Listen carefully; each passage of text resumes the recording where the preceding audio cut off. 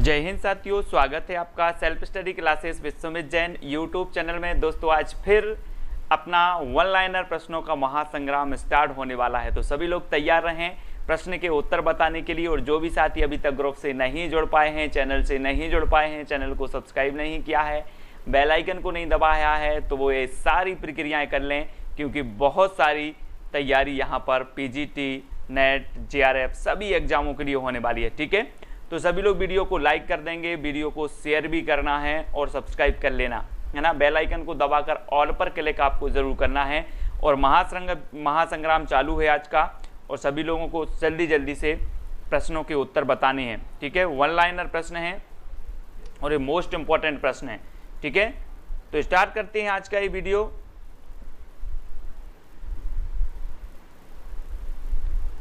आपको बताना है दोस्तों, गीतांजलि के रचयिता कौन है। गीतांजलि के रचयिता, चार विकल्प में से आपको चयन करना है कि गीतांजलि के जो रचयिता हैं वो कौन है। चलिए, तो फर्स्ट में आप सभी लोगों को बताना है, तब आपका बिल्कुल सही आंसर जो हो जाएगा कि जो गीतांजलि के रचयिता हैं वो कौन है, रविंद्रनाथ टैगोर साहब। और रविंद्रनाथ टैगोर साहब को आपको पता है कि 1913 में इन्हें नोबेल पुरस्कार भी मिला है। कौन सी रचना के लिए, गीतांजलि के लिए। ठीक है, हिंदी में, तो ये चीज आपको याद रखना है। ठीक है, रविंद्रनाथ जी टैगोर।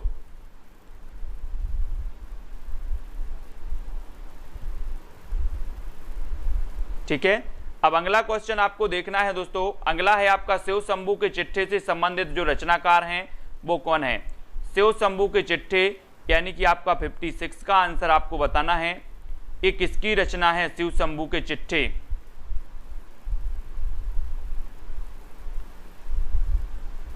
तब 56 का आंसर आपको बताना है, क्या हो जाएगा राइट आंसर।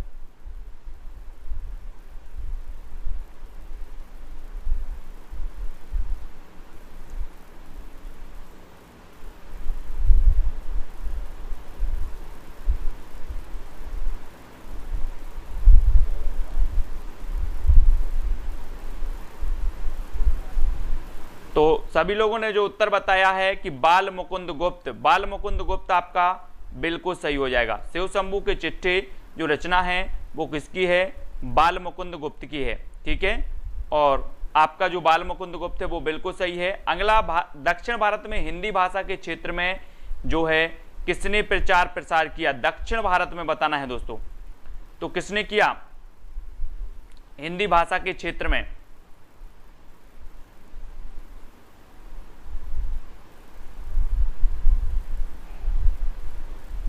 और आपका बिल्कुल सही आंसर होगा श्री राजगोपालाचारी ने जो है दक्षिण भारत में दोस्तों हिंदी भाषा के क्षेत्र में प्रचार प्रसार किया। और राजगोपालाचारी के बारे में आप लोग जानते हैं, है ना, श्री राजगोपालाचारी आपका बिल्कुल सही होगा। नेक्स्ट प्रश्न आपसे पूछा जाता है कि किस पुस्तक में भ्रमर गीत का प्रसंग है। तो किस पुस्तक में है ऐसे आप नहीं बताओगे, मैं ही बता देता हूं कि जो सूर सागर है, कौन सी है, सूर सागर, जो कि किसकी है, सूरदास जी की है।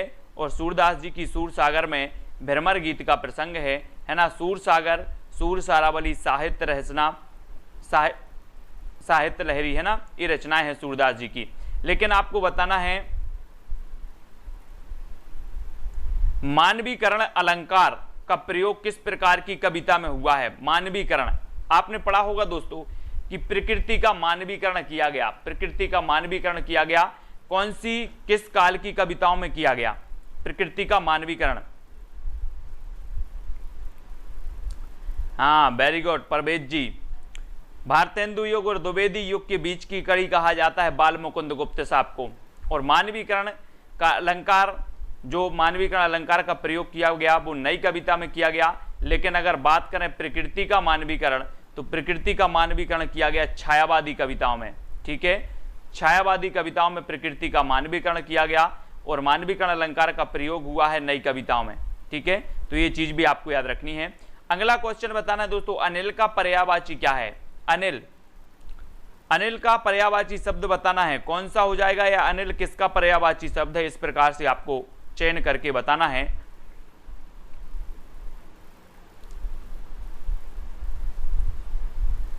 है ना। और आपका बिल्कुल सही आंसर होगा कि जो अनिल है, अनिल ये किसका पर्यायवाची हो जाएगा, हवा का, है ना, हवा का हो जाएगा अनिल।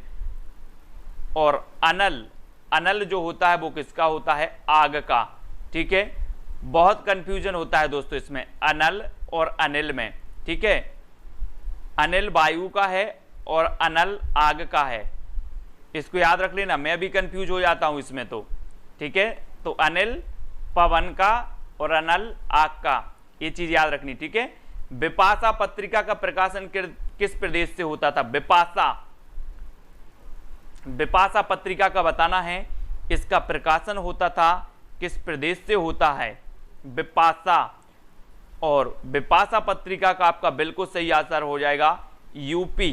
कहां से होता है, यूपी से होता है बिपाशा, है ना। बिपाशा पत्रिका का प्रकाशन होता है यूपी से, यूपी आप लगा लेना। नीलकमल में कौन सा समास है दोस्तों, नीला है जो कमल, इसमें कौन सा समास हो जाएगा,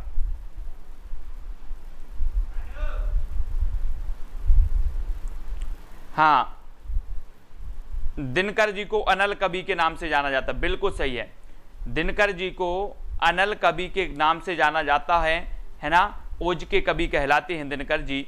और नीलकमल, नीला है जो कमल, इसका समास जो बताना है तो आपने पढ़े होगा कर्मधाराय समास। कौन सा पढ़ा है, कर्मधाराय समास हम पढ़ते हैं कि नीला है जो कमल हो जाएगा आपका कर्मधाराय समास। शेष कादंबरी के रचयिता कौन है दोस्तों, ये कई बार रचना पूछी गई है, शेष कादंबरी कौन है इसके रचयिता, रचनाकार, शेष कादंबरी के रचयिता हैं अलका सराबगी। कौन है, अलका सराबगी। ये रचना याद कर लेना, बहुत बार पूछी गई है। शेष कादंबरी की रचनाकार हैं अलका सराबगी। ठीक है, अलका सराबगी, वेरी गुड।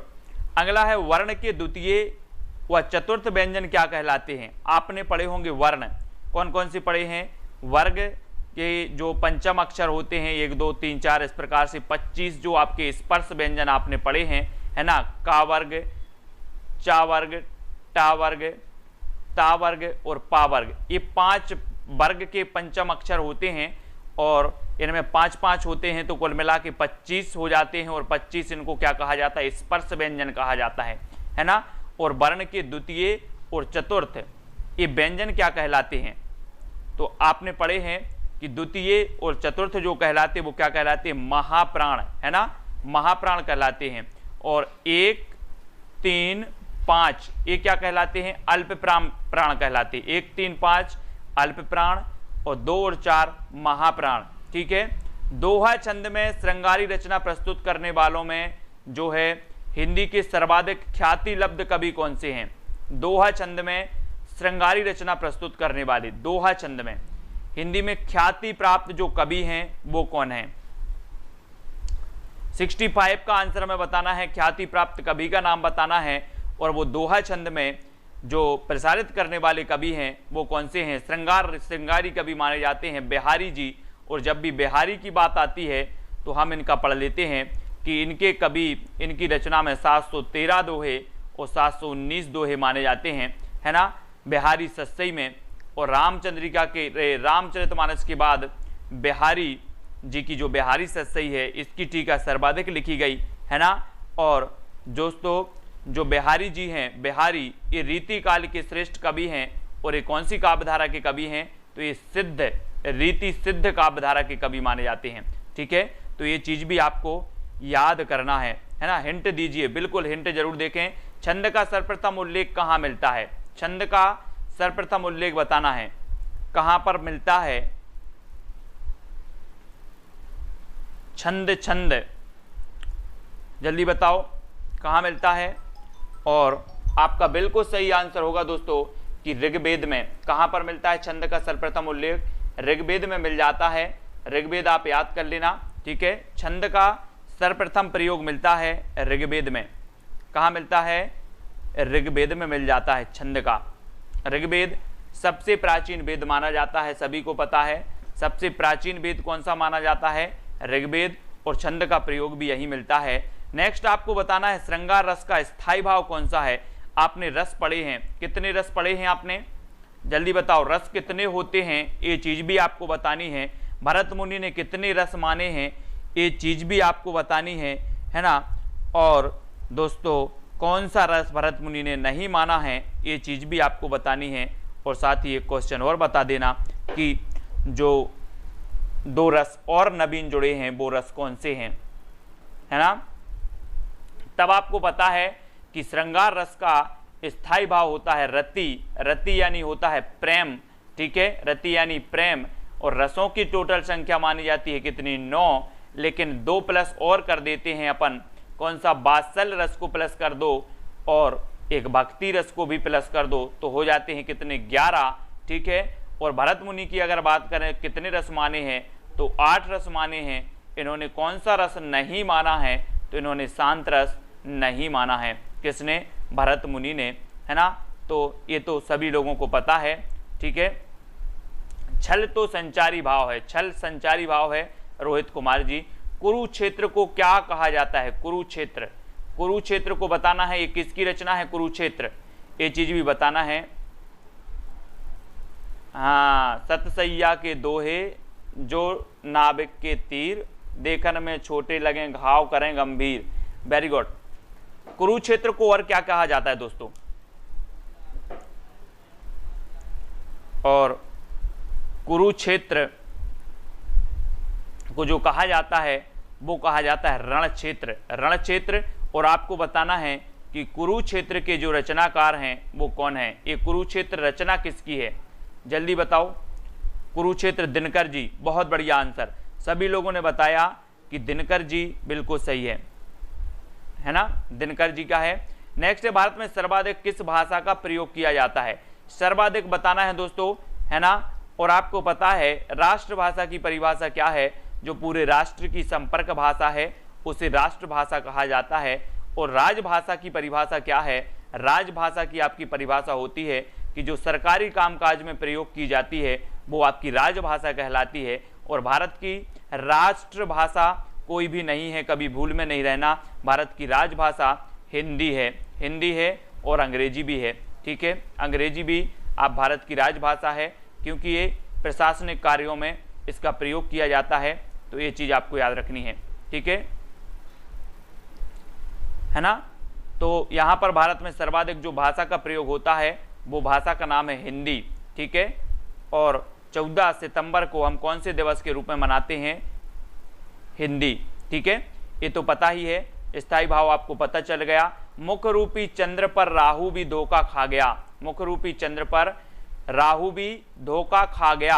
अब यहां पर अलंकार बताना है आपको, कौन सा अलंकार है, मुख रूपी चांद पर राहु भी धोखा खा गया, इसमें कौन सा अलंकार हो जाएगा। अलंकार अगर आपने पढ़े हैं तो अलंकार को आपको बताना है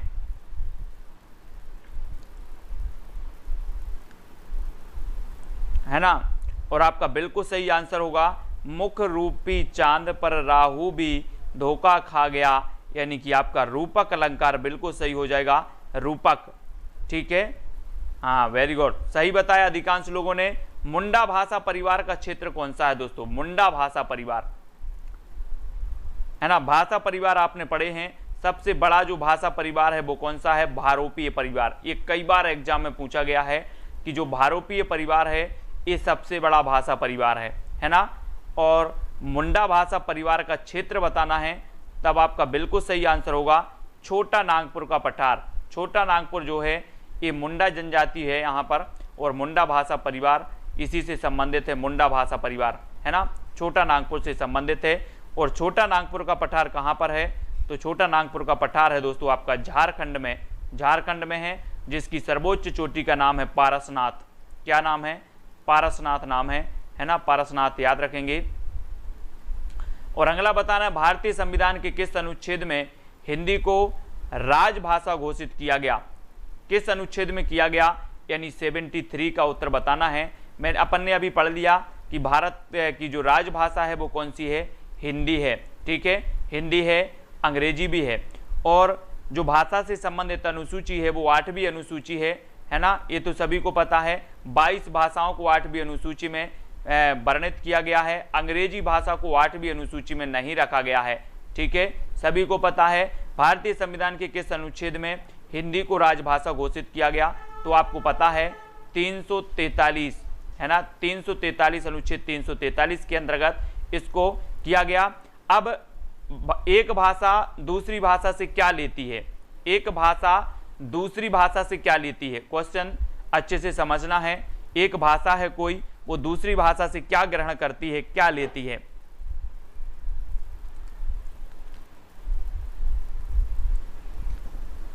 तब आपका बिल्कुल सही आंसर होगा क्या लेती है। एक भाषा, जैसे हम कहते हैं कि संस्कृत से हिंदी में जो शब्द आए हैं उन्हें हम तत्सम कहते हैं। क्या कहते हैं, तत्सम। ठीक है, तत्सम शब्दावली, बोले तत्सम शब्दावली है, संस्कृत से हिंदी में आए हैं, लेकिन संस्कृत से जो हिंदी में आके बिगड़ गए हैं, है ना, उन्हें तद्भव, उनसे उत्पन्न हुए, है ना, तत्सम से उत्पन्न हुए उन्हें हम तद्भव बोलते हैं, है ना। और जो देसी होते हैं वो देशज कहलाते हैं, जो विदेशी भाषाओं से आते हैं वो विदेशी कहलाते हैं, है ना, जैसे अरबी फारसी, ये विदेशज हैं। और देसी, तत्सम, तद्भव, तो एक भाषा जो होती है दूसरी भाषा से क्या लेती है, शब्दावली को लेती है। और शब्दावली आपका बिल्कुल सही आंसर होगा। कठिन काव्य के प्रेत हैं, एक किस पंक्ति, किस कवि के लिए जो है कहा गया है, कठिन काव्य के प्रेत कहा गया, किसे कहा गया, कठिन काव्य। दोस्तों यहां से दो क्वेश्चन बनते हैं, एक तो कठिन काव्य का प्रेत और एक कठिन गद्य का प्रेत। एक कठिन काव्य का प्रेत आपसे पूछा गया, तो कठिन काव्य का प्रेत किसे कहा जाता है।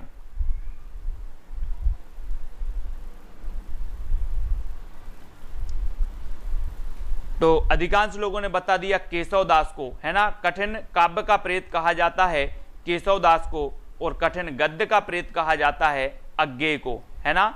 यहां से परेशान नहीं होना, गद्य का जो है अज्ञेय और काव्य का केशव दास। ठीक है, कठिन काव्य का प्रेत केशव दास, कठिन गद्य का प्रेत अज्ञेय, ये दो क्वेश्चन आपसे पूछे जाते हैं। ठीक है, अगला बताना, जायसी के सर्वोत्कृष्ट ग्रंथ का नाम क्या है। जायसी यानी कि मलिक मोहम्मद जायसी। सूफी काव्य धाराएं हमने पढ़ा था हिंदी में भक्ति काल, है ना। भक्ति काल जब हम पढ़ते हैं दोस्तों, तो भक्ति काल की जो समय सीमा है 1375 से 1700 मानी जाती है आचार्य रामचंद्र शुक्ल के अनुसार। ठीक है, और भक्ति काल को दो भागों में बांटा गया, सगुण भक्ति शाखा और निर्गुण भक्ति शाखा। सगुण को दो भागों में बांट दिया गया, राम काव्य धारा और कृष्ण काव्य धारा। निर्गुण को दो भागों में बांटा गया, सूफी काव्य धारा और संत काव्य धारा। और सूफी काव्य धारा के जो प्रमुख कवि थे वो कौन थे, जायसी थे। कौन थे, जायसी थे। और इन्होंने हिंदी का सर्वप्रथम प्रमाणिक ग्रंथ लिखा, है ना। कौन सा लिखा, जायसी ने, मलिक मोहम्मद जायसी ने पद्मावत लिखा, है ना। और अगर आपसे कभी पूछा जाए कि हिंदी का प्रमाणिक महाकाव्य कौन सा है, प्रथम प्रमाणिक महाकाव्य कौन सा है, तो वो पद्मावत ही माना जाता है ना। प्रथम प्रमाणिक महाकाव्य है पद्मावत। ठीक है, और मेवाड़ की पन्ना नामक धाय के अलौकिक त्याग का ऐतिहासिक वृत्त लेकर राजमुकुट नाटक की रचना की गई थी। इस नाटक के लेखक कौन है दोस्तों, आपने पन्ना धाय पढ़ा होगा। और ये राजमुकुट नाटक, पन्ना धाय ने क्या कर दिया था, राजकुमार को बचाने के लिए अपने प्राण बलि बेली पर चढ़ा दिए, है ना। अलौकिक त्याग इन्होंने किया था पन्ना धाय ने। और ये राजमुकुट नामक एक नाटक है, इसके लेखक कौन माने जाते हैं, ये चीज आपको बताना है। मेवाड़ की पन्ना, इस पर बहुत सारे नाटक भी बने हैं। हाँ बिल्कुल सही है, 1540 में पद्मावत का रचना काल माना जाता है। और आपका यहाँ पर बिल्कुल सही आंसर होगा, राजमुकुट है गोविंद बल्लभ पंत की। किसकी है, गोविंद बल्लभ पंत की है, जो कि पन्ना धाय के जीवन से समर्पित है, पन्ना धाय के। और गोविंद बल्लभ पंत आपका बिल्कुल सही हो जाएगा। ठीक है, गोविंद बल्लभ पंत, है ना। अगला है दोस्तों, कंठ ध्वनियां कौन सी है। तो कंठ ध्वनि आपने पढ़ा होगा, यहाँ पर कंठ ध्वनियां पूछी गई और विकल्प आपको नहीं दिए गए। ये तो आपके साथ क्या है, नाइंसाफी है, लेकिन कोई बात नहीं है। जितने भी आपको पंचम वर्ण जो होते हैं, का वर्ण होते हैं, का, है ना, का, खा, गा, घा, इंग्या, है ना, ये क्या होते हैं दोस्तों, ये कंठ से बोले जाते हैं, है ना। इनका उच्चारण स्थान क्या होता है, कंठ से उच्चारण होता है। ठीक है, ये कंठय ध्वनियां कहलाती हैं, कंठय ध्वनियां। ठीक है, खड़ी बोली का प्रयोग सबसे पहले किस पुस्तक में हुआ? पुस्तक में बताना है दोस्तों आपको, कौन सी पुस्तक में हुआ खड़ी बोली का सर्वप्रथम प्रयोग, यानी 79 का उत्तर। खड़ी बोली का प्रयोग सबसे पहले किस पुस्तक में हुआ था?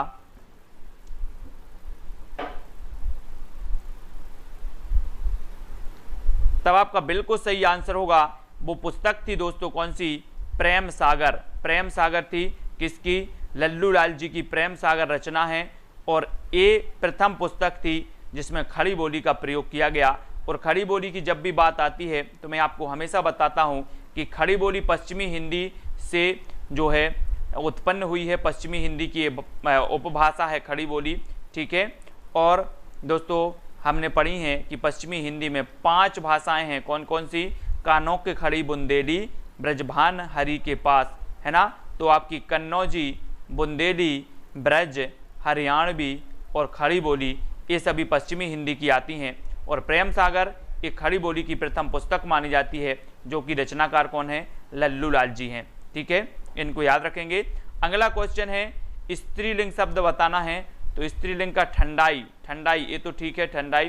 प्रथम सूफी प्रेमाख्यान काव्य के रचयिता कौन है? प्रथम सूफी प्रेमाख्यान काव्य के जो रचयिता माने जाते हैं वो कौन माने जाते हैं? देखो अलग अलग प्रकार से सभी लोगों ने अलग अलग माने हैं, लेकिन यहाँ पर मैंने आपको ये भी बताया था जब रीतिकाल पढ़ रहे थे, सूफी काव्यधारा पढ़ रहे थे, कि अगर कभी पूछा जाए कि प्रथम सूफी प्रेमाख्यान काव्य के जो रचयिता हैं वो कौन है, ऐसा पूछा जाए तो आपको क्या लगाना है? आपको लगाना है, क्या लगाना है? मुल्ला दाऊद। मुल्ला दाऊद आपका बिल्कुल सही आंसर होगा, ठीक है।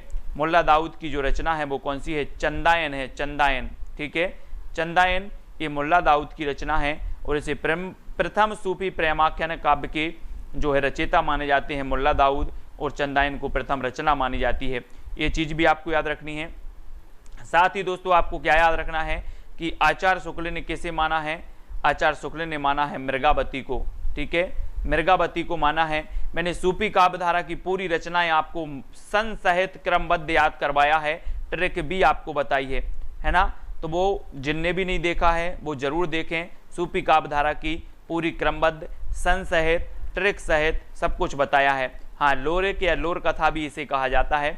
बिहारी किस काल के कवि थे? बिल्कुल सरल क्वेश्चन है आप लोगों के लिए। किस काल के कवि थे बिहारी? बिहारी जी, तो बिहारी जी इसके पहले भी हमने पढ़ा है कि रीति सिद्ध काव्यधारा के कवि थे, और है ना रीति काल के। ध्रुव सोमनी नाटक के रचयिता कौन है? जी हाँ दोस्तों, बहुत बढ़िया प्रश्न आया है। ध्रुव सोमनी नाटक के जो रचयिता हैं वो कौन हैं? और आपको पता है दोस्तों कि ये जो ध्रुव सोमनी है ये नाटक है और बृहत नाटक है ये, है ना। और राजश्री जो नाटक है वो किसका है? जयशंकर प्रसाद का प्रथम ऐतिहासिक नाटक माना जाता है, राजश्री, ठीक है, ऐतिहासिक नाटक है। सज्जन इनका प्रथम नाटक है ना। ये चीज़ भी आपको याद रखनी है। और ध्रुव सोमनी ये भी नाटक किसका है? जयशंकर प्रसाद जी का। जयशंकर प्रसाद जी यानी कि आपका उत्तर होगा प्रसाद जी, ठीक है। और प्रसाद जी के बारे में हम हमेशा पढ़ते हैं कि जोशी जी यानी कि ईलाचंद्र जोशी, ईलाचंद्र जोशी साहब ने इन्हें जोश में आकर छायावाद का प्रवर्तक मान लिया। हम कई बार पढ़ते हैं दोस्तों कि छायावाद के प्रवर्तक कौन है, तब आपके सामने जो है बहुत सारे ऑप्शन होते हैं, लेकिन आपको क्या लगाना है? जयशंकर प्रसाद, ठीक है। जयशंकर प्रसाद छायावाद के प्रवर्तक हैं, और इन्हें ईलाचंद्र जोशी ने माना, है ना। और मुकुटधर पांडे को किसने माना? तो मुकुटधर पांडे को जो माना है वो रामचंद्र शुक्ल ने माना, ठीक है, रामचंद्र शुक्ल ने। और नंद दुलारे वाजपेयी ने किसे माना दोस्तों? वाजपेयी साहब ने, तो वाजपेयी ने माना पंत जी को, ठीक है। तो ये चीज़ भी आपको जब छायावाद की बात आती है तो इतनी चीज़ें आपको याद रखनी है, ठीक है, कि पंत जी को जो है छायावाद का प्रवर्तक वाजपेयी ने, और छायावाद का प्रवर्तक जयशंकर प्रसाद को ईलाचंद्र जोशी, मुकुटधर पांडे को रामचंद्र शुक्ल ने माना, ठीक है। और ध्रुव सोमनी नाटक किसका है? तो प्रसाद जी का है, बिल्कुल। प्रसाद जी कलाधर नाम से जो है इनका उपनाम क्या था? कलाधर, ठीक है। अब दोस्तों अगला प्रश्न है, अपभ्रंश का वाल्मीकि किसे कहा जाता है? अपभ्रंश का वाल्मीकि, है ना, बहुत ही बढ़िया प्रश्न है, कई बार पूछा भी गया है। किसे कहा जाता है? 84 का आंसर, बिल्कुल सरल क्वेश्चन है। तब आपका बिल्कुल सही आंसर होगा दोस्तों स्वयंभू, स्वयंभू को माना जाता है अपभ्रंश का वाल्मीकि। ठीक है, याद रख लेना। और एक और पूछा जाता है दोस्तों, क्या मैं हमेशा आपको बताता हूं कि राम कुमार वर्मा जी ने जो हिंदी का प्रथम कवि माना है वो किसे माना है? स्वयंभू को ही माना है। ठीक है, स्वयंभू को माना है। और दोस्तों राम कुमार वर्मा ने जो काल विभाजन किया और इन्होंने सर्वप्रथम जो काल माना वो संधि काल माना, संधि काल। फिर उसके बाद इन्होंने चारण काल माना, 1000 ईस्वी से चारण काल माना, उसके पहले इन्होंने संधि काल माना। ठीक है, तो ये चीज भी याद रखनी है। स्वयंभू को इन्होंने हिंदी का प्रथम कवि माना, अपभ्रंश का वाल्मीकि कहा जाता है स्वयंभू को, ये चीज भी याद रखना है ना, स्वयंभू को। और कौन सी रचना खड़ी बोली की है? खड़ी बोली की रचना बताना है दोस्तों, तो खड़ी बोली की साकेत। ठीक है, साकेत के बारे में हम हमेशा बताते हैं आपको कि साकेत ये मैथिली शरण गुप्त की रचना है। ठीक है, इसमें कितने सर्ग हैं? 12 सर्ग हैं। ठीक है, और जब 12 की बात आती है तो हम आलवार भक्तों की संख्या भी पढ़ लेते हैं, कितनी है? 12 है। रामानंद के शिष्यों की संख्या कितनी है? 12 है। ठीक है, और भी 12 का चक्कर है, तो हम आपको कई बार बता चुके हैं। और साकेत के 12वें सर्ग में कभी कभी पूछा जाता है साकेत के किस सर्ग में लक्ष्मण और उर्मिला के मिलन का वर्णन है? तो 12वें सर्ग में लक्ष्मण और उर्मिला के जो है मिलन का वर्णन है। और साकेत दोस्तों ये किसकी रचना है? तो ये रचना है किसकी? है ना, मैथिली शरण गुप्त की महाकाव्य है। ये चीज भी आपको याद रखनी है। ठीक है, याद रखेंगे। यदि चादर के बाहर पसारोगे तो पछताओगे, यहां पर आपको पंक्ति को पूर्ण करना है दोस्तों। इस पंक्ति को पूर्ण करना है कि यदि चादर के बाहर खालिस्तान पसारोगे तो पछताओगे। क्या पसारोगे? हाथ पसारोगे कि पांव पसारोगे? तो आपको पता है कि हम बोलते हैं ना कि अगर चादर के बाहर पैर पसारोगे, पैर, तो क्या हो जाएगा? पैर पसारोगे तो पछताओगे। बिल्कुल सही है। 1931 ही इसका रचना काल माना जाता है। ठीक है, साकेत का। और अर्धमागधी अपभ्रंश से किस बोली का विकास हुआ है दोस्तों? अर्धमागधी, अर्धमागधी से बताना है। अर्धमागधी से कौन सी बोली का विकास हुआ? हमने पढ़ा था कि सौर सैनी से आपकी निकली पश्चिमी हिंदी, सौर सैनी से पश्चिमी हिंदी, है ना। मागधी से हमने पढ़ा था कि बिहारी का बंगला उड़ा असमिया में, बिहारी का बंगला उड़ा असमिया में, बिहारी बंगला उड़िया असमिया, ये मागधी से निकली थी। लेकिन अर्धमागधी से निकलने वाली जो थी वो कौन सी थी? कौन सी थी? वो थी दोस्तों, यहां पर क्या दिया है? अर्धमागधी से बताना है।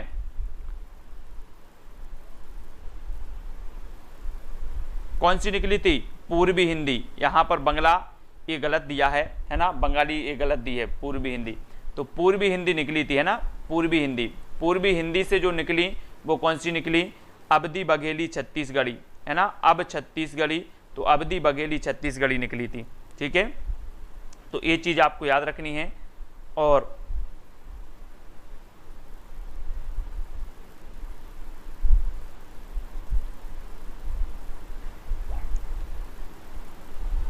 अगला आपको बताना है, हिंदी नाटकों के मंचन में यक्षगान का प्रयोग, यक्षगान का प्रयोग किसने किया है? हिंदी नाटकों के मंचन में यक्षगान का प्रयोग किसने किया?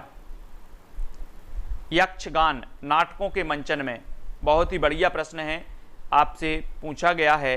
और यक्षगान का जो प्रयोग किया है हिंदी नाटकों के मंचन में, वो किया है दोस्तों किसने? गिरीश कर्नाड ने, गिरीश कर्नाड, है ना, गिरीश कर्नाड साहब ने किया है। बहुत ही बढ़िया प्रश्न है, यक्षगान का प्रयोग हिंदी नाटकों के, यक्षगान।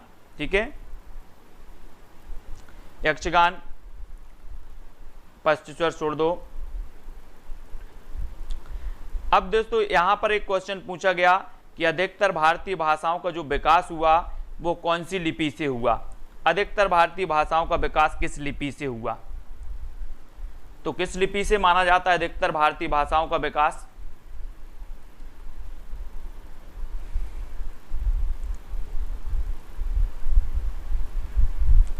तो सभी लोगों को पता है कि ब्राह्मी लिपि, है ना, ब्राह्मी लिपि से माना जाता है अधिकतर भारतीय भाषाओं का। और ब्राह्मी लिपि आपका बिल्कुल सही होगा।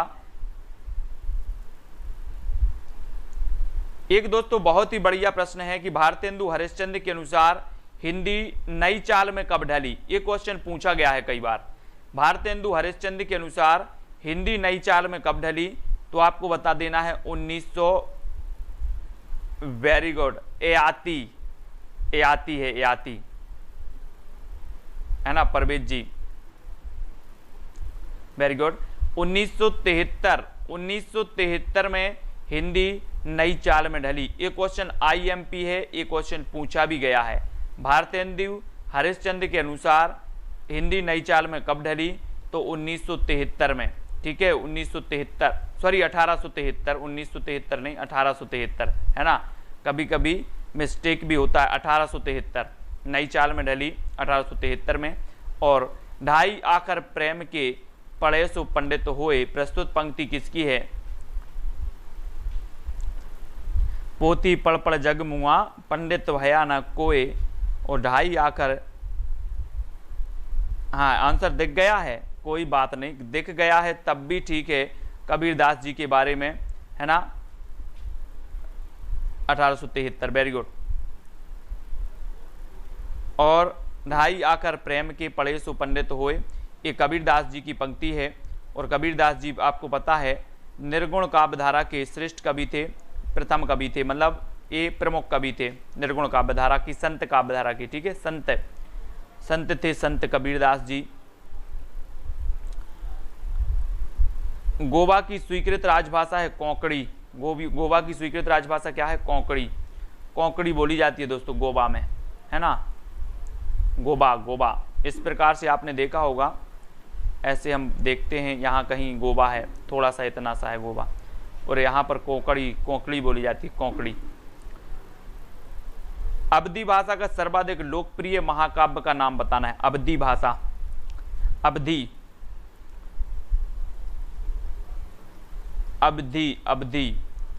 और अवधी भाषा का जो सर्वाधिक लोकप्रिय है वो कौन सा है, रामचरितमानस। ठीक है, रामचरितमानस बताना है।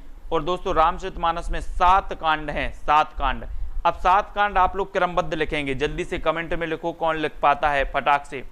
7 कांड हैं रामचरितमानस में, है ना, महाकाव्य है, अवधी भाषा का महाकाव्य है, तुलसीदास द्वारा रचित है। ठीक है, और आपको 7 इसमें जो कांड हैं वो क्रमबद्ध बताएंगे। सभी लोग लिख के बताओ क्रमबद्ध, जल्दी बताओ। सबसे पहले बालक, है ना, बालक राम का जन्म हुआ अयोध्या में, तो बालकांड, है ना। फिर कहाँ हुआ, अयोध्या में।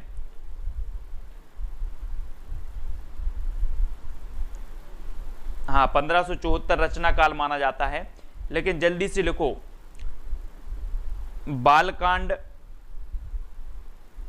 बाक सालू बोल दिया। अपने ओपीजी ने ट्रिक भी बता दी है, बाक सालू,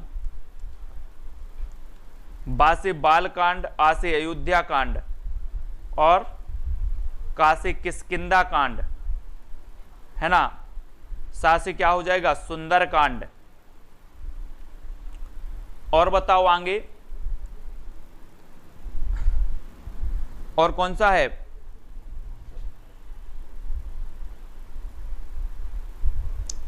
हाँ, अरण्य कांड, और फिर लंका कांड।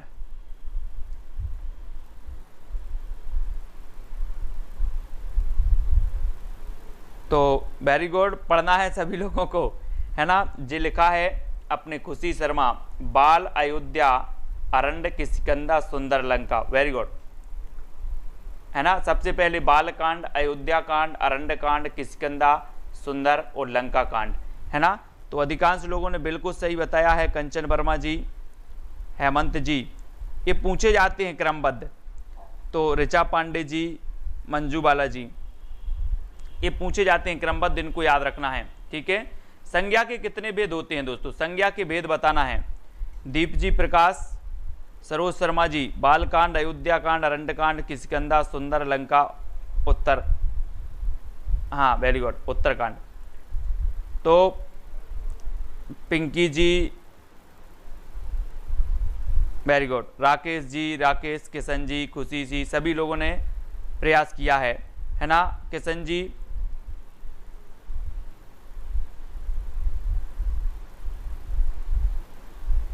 एक कांड पूछे जाते हैं ना, तो कांड पूछे जाते हैं, कांड को याद रख लेंगे। और संज्ञा के कितने भेद होते हैं, तो 5 भेद होते हैं ना, 5 याद रखेंगे, 5 भेद होते संज्ञा के, है ना। वैसे जो मूल रूप से माने जाते वो 3 है ना, लेकिन होते कितने हैं, 5 भेद होते हैं अलग अलग प्रकार से। तो यहाँ पर 3 दिया है ना, लेकिन कितने होते हैं, 5 होते हैं। हृदय की वह कौन सी स्थायी दशा है जो सदाचार को प्रेरित करती है, तो सदाचार को प्रेरित करने वाली दशा कहलाती है शील दशा। कौन सी दशा कहलाती है, शील दशा कहलाती है। राधा कुमारी जी, बहुत बढ़िया। तो सभी लोगों ने लिख दिया है, सभी लोग वीडियो को लाइक जरूर करेंगे। हाँ, 3 भी होते हैं, 5 भी होते हैं, ठीक है। आज की क्लास में अपन ने बहुत सारा अध्ययन भी किया है, बहुत सारी बातें भी हुई हैं। आप सभी लोगों को वीडियो को लाइक करना है। कल से कुछ अलग टाइप के प्रश्न लेकर के आएंगे अपन शुरुआत से, है ना। 1000 प्रश्नों का संकलन है, 1000 प्रश्नों के वो लेकर के आएंगे, उसमें से पढ़ेंगे, है ना, अध्ययन कर लेंगे, अभ्यास कर लेंगे, ठीक है। और खुशी शर्मा जी, दारसू, गीतिका जी, सबिता जी, सीमा कुमारी जी, सभी को धन्यवाद। सभी लोग को वीडियो को लाइक अवश्य करेंगे। और सुबह वाला वीडियो बहुत सारे लोग नहीं देख रहे हैं, दारसू शर्मा, परवेज जी, है ना। सुबह वाला लालदास जी प्रजापति, बहुत सारे लोग सुबह वाला वीडियो नहीं देख पा रहे हैं, क्या बात है, टाइम नहीं मिल पा रहा क्या। अंकुर पनवर जी, रवि कुमार जी, मनीषा जी, कंचन वर्मा जी,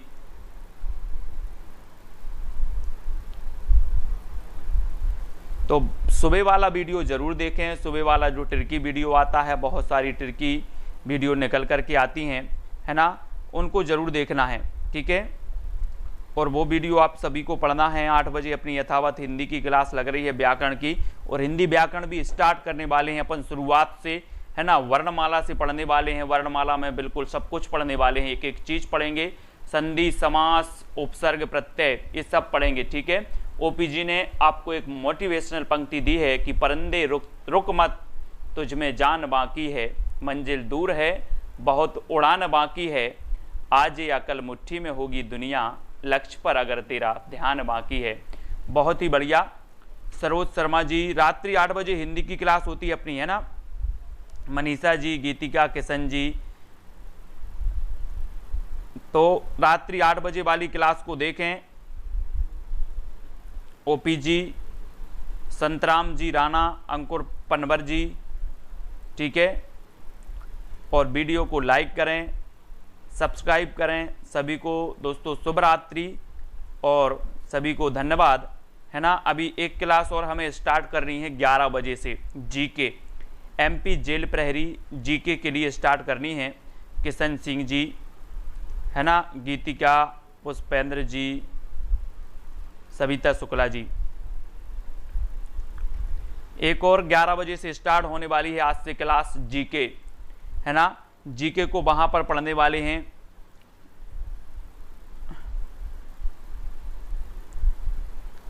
आधुनिक काल निकिता जी अपन शुरू करेंगे, अभी नहीं कर रहे हैं ना, अभी टेस्ट हो जाएगा, test. Ravi Kumar ji, very good. Shiv Kumar ji हैं, लालदास जी हैं, कांता जी, शुभम जी हैं, बहुत बढ़िया। परवेज जी, फ़ोन ख़राब हो गया कुरैशी साहब का, ठीक है, कोई दिक्कत नहीं है। सबिता शुक्ला, यस जी, ठीक है। तो सभी को धन्यवाद दोस्तों, सभी लोग वीडियो को लाइक करें, बहुत बढ़िया। आप अपना कार्य उस समय करें जब दूसरे व्यक्ति अपना समय नष्ट करने में लगे हों। ओके सर, दारसू जी, किशन जी, खुशी जी, रीनू शर्मा जी, सभी को धन्यवाद। आज के वीडियो के लिए दोस्तों बस इतना ही। कल मिलते हैं इसी शुभकामनाओं के साथ। शुभ रात्रि, जय हिंद।